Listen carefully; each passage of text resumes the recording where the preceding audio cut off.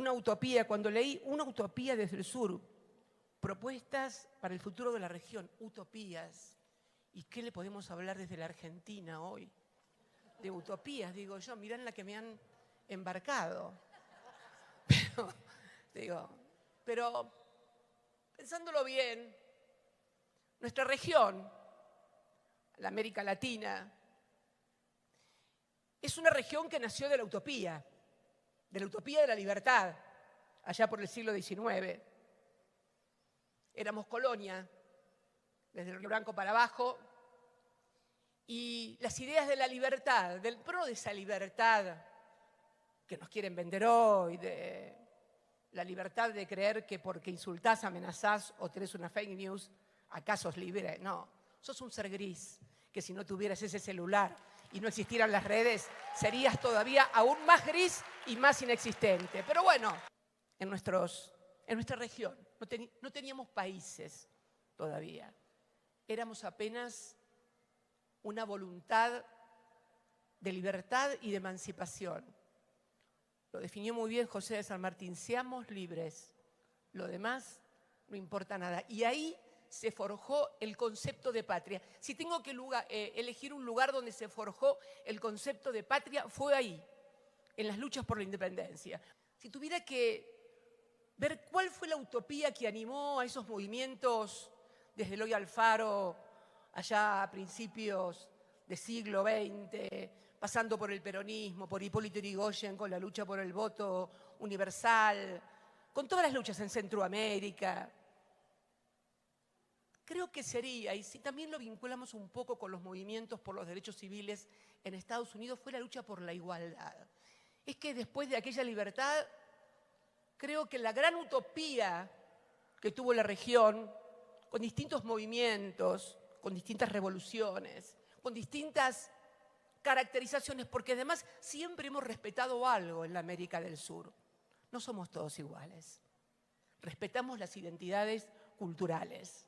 Y en ese sentido debo reconocer como principio rector que informó a la región y que debe seguir informando a la región lo que México ha sostenido históricamente de la no injerencia en los asuntos de los otros países, que es reconocer soberanía política.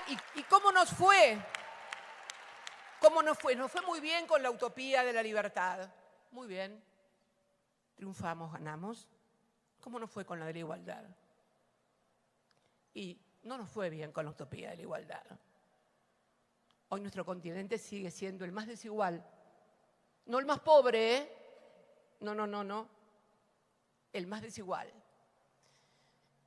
Y se forjó también, pero fue una lucha además en un mundo que se había dividido después de la Segunda Guerra Mundial en este oeste, en un sistema de ideas de un lado, pero siempre con las ideas. Fíjense qué características. Había ideas en el siglo XIX y había ideas en el siglo XX enfrentadas. El oso comunista contra el capitalismo era en definitiva un enfrentamiento de carácter netamente ideológico, total, desde la economía, desde la cultura, desde las ciencias, desde las ideas. Era una lucha de ideas que finalmente todos sabemos cómo terminó con la caída del muro de Berlín. Fíjense que los golpes militares terminan exactamente con la caída del muro de Berlín. Ya no era necesario hacer golpes militares.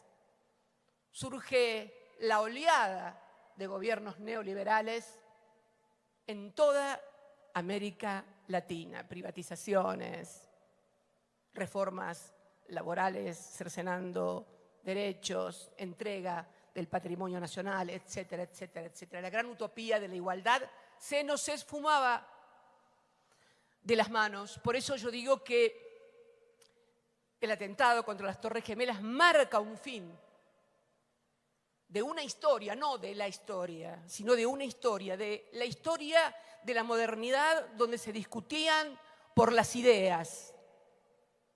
Acá comienzan lo que yo denomino las guerras del odio, de la fe religiosa, las ideas de la fe, de que me enfrento por la religión, por la raza, etcétera, etcétera. Esto va a abonar, en cierta manera, el clima contemporáneo. Había un punto común. Todos esos dirigentes se parecían a sus pueblos. Y además de parecerse a sus pueblos, representaban, lo que es más importante que parecerse, es ser, a partir de representar genuinamente los intereses del pueblo.